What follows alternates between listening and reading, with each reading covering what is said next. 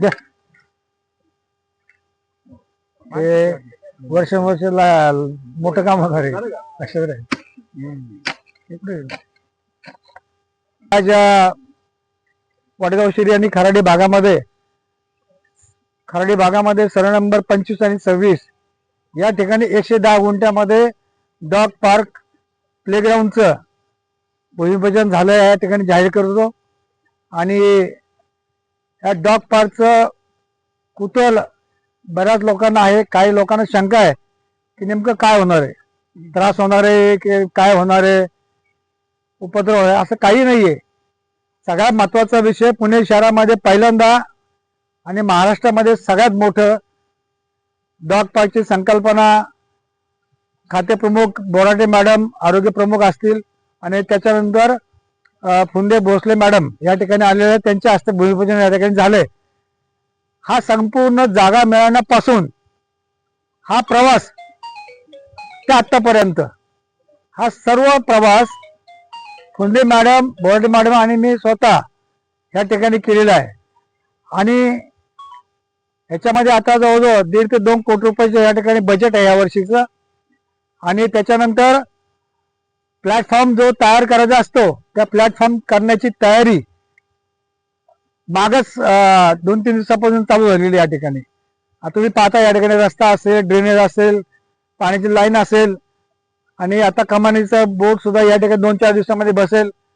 संपूर्ण क्षेत्र जर पाठीमागचं 110 गुंठ्यामध्ये, त्या 110 गुंठ्यामध्ये जॉगिंग ट्रॅक श्वानासाठी, त्याच्यानंतर केस कटिंगचं युनिट, त्याच्यानंतर दवाखाना असेल, संपूर्ण दवाखान्यामध्ये उपचार ऑपरेशन पासून सगळी सोय या ठिकाणी होणार आहे. अत्यंत नॉर्मल चार्जेस मध्ये या ठिकाणी होणार आहे, लक्षात ठेवा.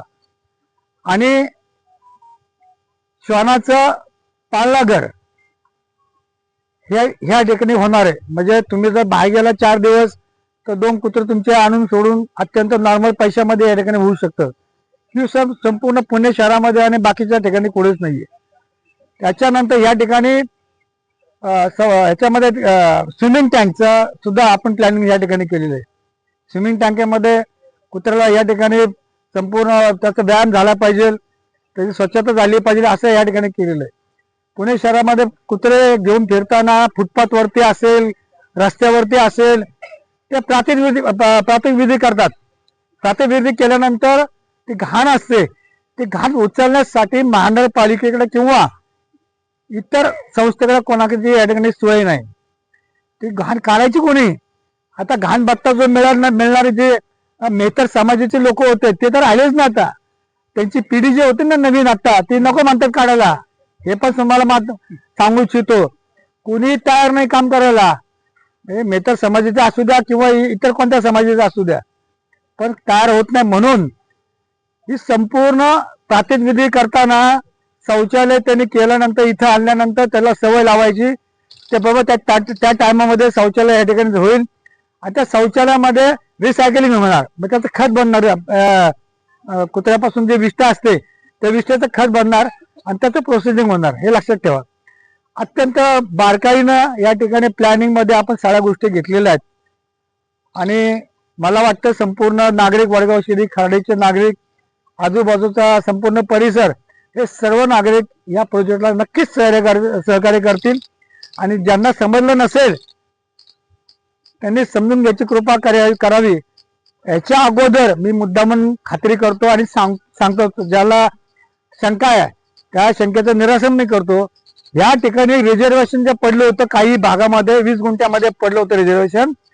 कचरा प्रोसेसिंग प्लॅन्टचं रिझर्वेशन पडलं होतं 20 गुंठ्यामध्ये. हे तुम्हाला मुद्दामून सांगतो. तुम्हाला कचऱ्याचं वास चालणार आहे का कुत्र्याचं या ठिकाणी तुम्हाला हे चालणार आहे? कुत्रे ज्याच्याकडे बिल्ले आहेत, जे पाळीव कुत्रे आहेत त्यांना प्रवेश आहे बरं का, इतर कुत्र्यांना प्रवेश नाही.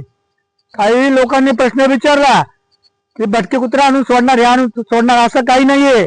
भटक्या कुत्र्याचा इथं काळी मात्र संबंध नाही.